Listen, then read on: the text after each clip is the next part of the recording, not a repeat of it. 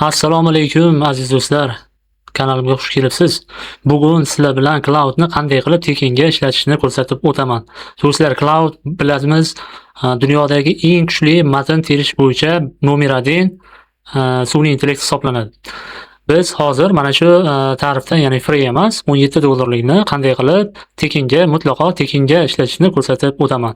Buning uchun biz dastlab Chrome orqali Cloud AI ga kirib olamiz, undan ro'yxatdan o'tamiz. Ro'yxatdan o'tganimizda bizga 3 ta narsa taqdim qiladi: free, $17 va $100. Bu oylik to'lovlari. Har oy mana shunday qilib agar ishlatadigan bo'lsangiz $17. Asl buni bosadigan bo'lsangiz $20 dan oshiq bo'ladi. Ya'ni buni agar o'lchaydigan bo'lsak, Visa karta kiritib nima qiladigan bo'lsak, $20 dan mana oshiqroq bo'ladi. Ya'ni oyligi, yilligi $200, oyligi $20, ya'ni buni $2.40 nimasi to'lovi ham bor, $22 dan oshiqroq, ya'ni $23 ga teng bo'ladi. Mana shu narsani hozir biz siz bilan birgalikda tekinga qanday qilib ishlatishni ko'rib o'tamiz. Unda boshladik. Birinchi navbatda Chrome orqali Cloudga kirib olasiz va ro'yxatdan o'tasiz. Ikkinchisida buni ochib qo'yasiz, free turadi, mana shunday ekranda turadi va ikkinchi qiladigan ishingiz Kiro.ai degan saytga kirishingizga to'g'ri keladi. Kiro Rabbitga kirib qoldik. Kiro.ai sayt ekranni kichraytiramiz. Mana shu Kiro.ai, mana shu sayt bo'ladi. Bu yerdan ro'yxatdan o'tib olamiz pochtamiz orqali. Hop, ketdi. Davom etishni bosamiz. Va mana biz ro'yxatdan o'tib oldik Kiro saytiga.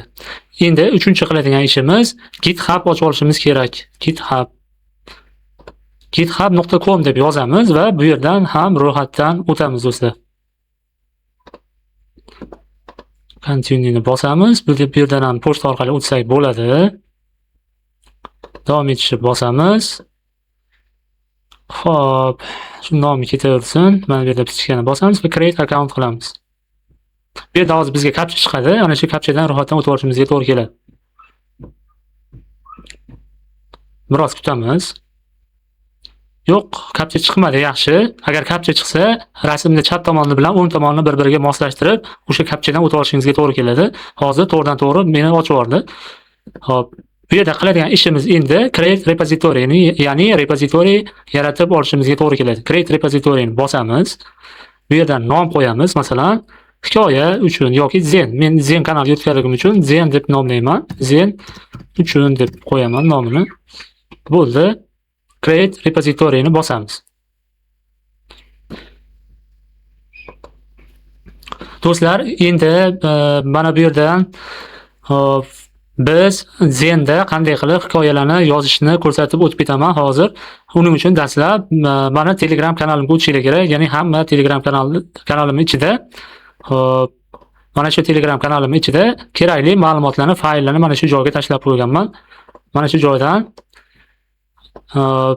instruksiya, источники, семейный drama, stil, struktura, mana shu narsalarni yuklab olishimiz kerak, ya'ni GitHub'imizga. Mana bu yerdan, mana shu narsa ochilganda, repository ochilgandan keyin mana bu yerda kichkinagina uploading in existing file degan joy turadi. Mana shuni bosamiz va bu yerdan do'stlar, Telegram kanalimdagi mana shu fayllarni mana shu yerga yuklab olishimizga to'g'ri keladi. Yuklaymiz. Biroz vaqt oladi.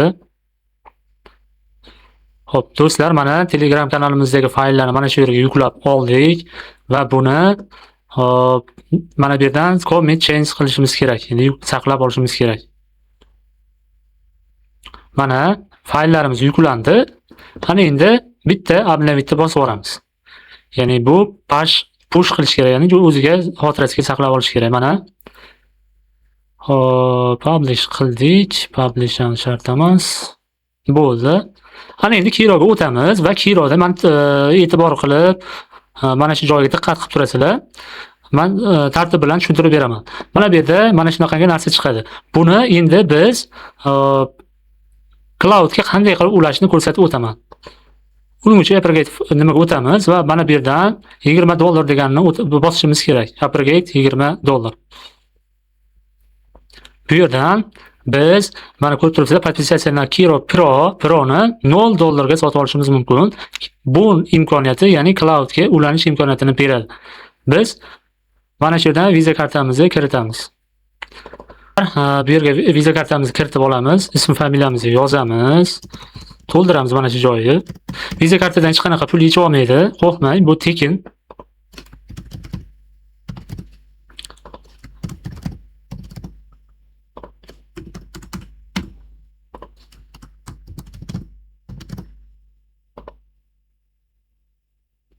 Mana shu joylarni to'ldirib olishimiz kerak.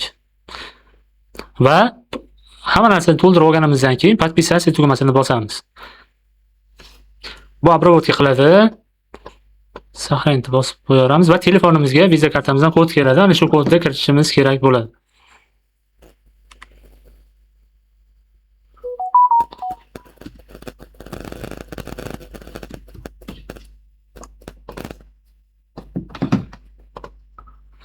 Visa kartamiz o'tdi. Hop, yana bitta ish qilishimiz kerak. Yana manage planni bosamiz. Bu yerda manage planni bosamiz. Va izminit tarif o'zgartirib qo'yamiz. Ya'ni King Freyga o'zgartirib qo'yamizda, продолжitni bosamiz. Mana do'stlar, подтвердить bosamiz. Bo'ldi. Mana tarifimiz o'zgardi. Ya'ni King Pro $20 edi asli, lekin 1-iyungacha sizga $0 taklif qilyapmiz deyapti. Ya'ni tekinga qilsak bo'ladi. Keyingi nimada 1 oylikda masalan yangi akkaunt ochasiz, xuddi shu ishni bajarasiz, yangidan bajarib ishlab ketaverasiz. Bu 1 oy uchun bizga mutlaqo tekinga beradi shu narsani. Demak, unga o'tamiz. Xo'p. O'tib olamizda, navigation qilamiz va bu yerdan mana bu narsani bosib ham qo'ysak bo'ladi. Mana bu yerdan ana endi eng kerakli narsa bizga Cloud Sonnet mana shu narsa bizga oyiga $22.5, ya'ni $23 ga tushyapti. Mana shuni bosib qo'yamiz. Va bu yerdan biz repozitoriyamizni ulashimiz kerak. Boyagi mana bu yerdagi nima? GitHub'imizdagi repozitoriyni mana shu yerga ulab qo'yamiz. Buni bir marta connect qilamiz, bosamiz. Avtorizatsiyadan o'tamiz. Bu tekshiradi. Xo'p.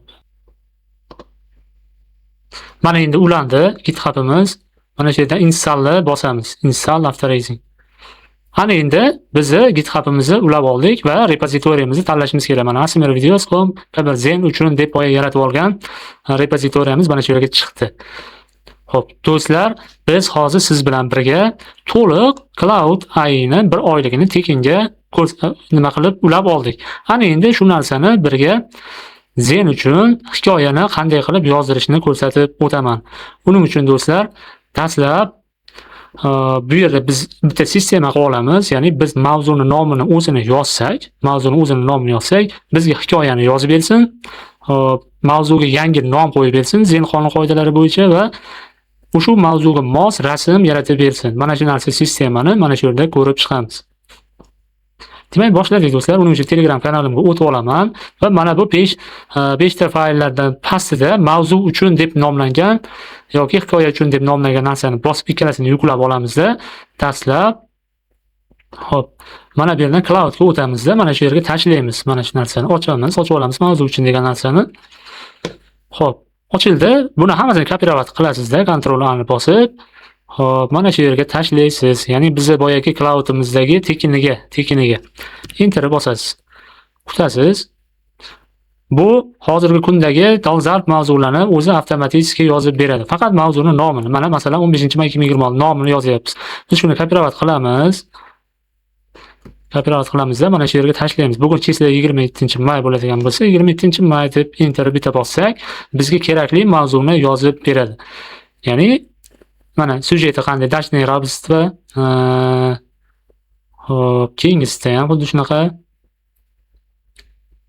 ikkinchi sujet bo'yicha, 3 ta sujet bo'yicha 3 tadan hikoya yozib beradi, nom yozib beradi hikoya uchun mana. Bu turadi. Do'stlar, endi mana shu narsani, ya'ni Keyrovni GitHub bilan birga bog'lab oldik. Endi biz fayllarni bu yerdan to'g'ridan-to'g'ri tashlay olmasligimiz hisobiga GitHubni nima qilamiz? Bu yerdagi faylni o'qitib olishimiz kerak. Buning uchun GitHubga o'tamizda bizni repozitoriyamizni bosamiz va repozitoriyamizni shunday kopirovat qilamizda mana shu joyga tashlaymiz do'stlar. Mana shu https degan joydan boshlab mana shu joydan o'ziga tashlaymiz. Mana bizni yangi repozitoriyamizni faylini o'qitish uchun. Biroz kutamiz. Bu o'qiydi. Ya'ni o'qitib olishimiz kerak.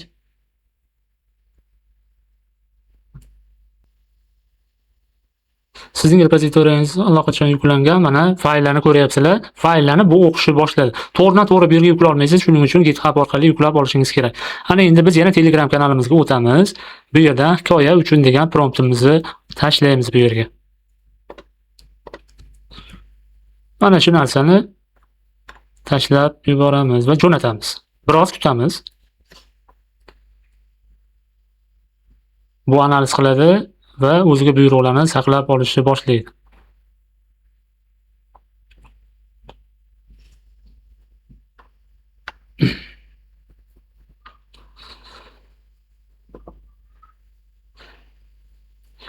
Mana barcha fayllarni to'liq o'qib chiqdim. Endi tizimni tushundim. Sizni yangi mavzu berganda men quyidagi 4 ta vazifani bajaraman. Statiya to'liq maqola yozish, spravleniya xatolarni tuzatadi, zagolovka qilib 5 ta sarlavha variantini taklif qiladi, obloshka qiladi.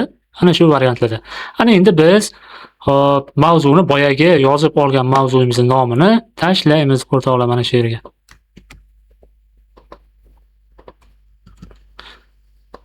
Mana shu mavzuning nomini o'zini tashlaysiz, bitta sistema qilib olasiz. Buni bir oy maza qilib ishlatasiz. Bir oy emas, bir umr maza qilib ishlatasiz. Bu hozir birinchi nima qiladi? Mana bu bo'yicha bergan buyrug'im bo'yicha statiya yozadi. Keyin u statiyaning xatolarini tekshirib chiqadi, to'g'rilaydi. Uchinchisida zagolovka yozadi va to'rtinchisi obloshkani ham qilib beradi. Mana o'zi yozishni boshladi. Ya'ni tablitsalarini hamma narsa promptlarni tekshirib, hamma xatolarini, hamma narsasini ko'rib chiqadi. Statiya yozishni boshladi.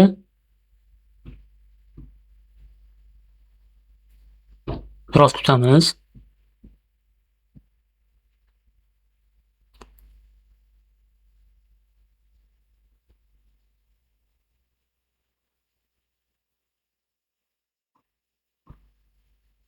Do'stlar, yana bitta narsani aytib qo'ymoqchiman. Bu aynan hikoya yo'nalishi uchun emas, o'zingizni xohlagan yo'nalishga solsangiz bo'ladi. Uning uchun GitHubingizga ixtiyoriy birorta fayl yoki kerakli namunali narsani tashlaysiz. Bu shunga o'xshab moslab beradi. Ya'ni mana bu yerdagi chap tomonda turgan faylning nomini pastidan yana new session qilasizda, shu tizimingizni o'zingiz yaratib olsangiz bo'ladi. Bu xuddi mana bu clouddagi project bilan bir xil. Project o'rnida bizda nima turibdi? GitHub turibdi. Faqat bu tekin. Mana o'zi yozdida, buni rasm uchun hamma narsasini chiqarib berdi, zagolovkalargacha qo'yib berdi, zagolovkaga rekomendatsiyani ham berdi, rasmlarni ham qo'yib berdi. Ana endi bu narsani tayyorlab, bemalol kanalingizga yurishingiz, ya'ni qo'yishingiz mumkin. Do'stlar, agar bu dars sizga manfaatli bo'lgan bo'lsa, men uchun juda ham xursandman. Sizlardan bitta iltimos, bu darsni juda ko'pchilikka yetib borish uchun bitta like va bitta kommentariy yozib qo'ysangiz, men juda ham xursand bo'lgan bo'laman. Shu bilan bugungi darsimiz o'z nihoyasiga yetdi. Sog' bo'ling, salomat bo'ling. Keyingi darsda ko'rishguncha xayr.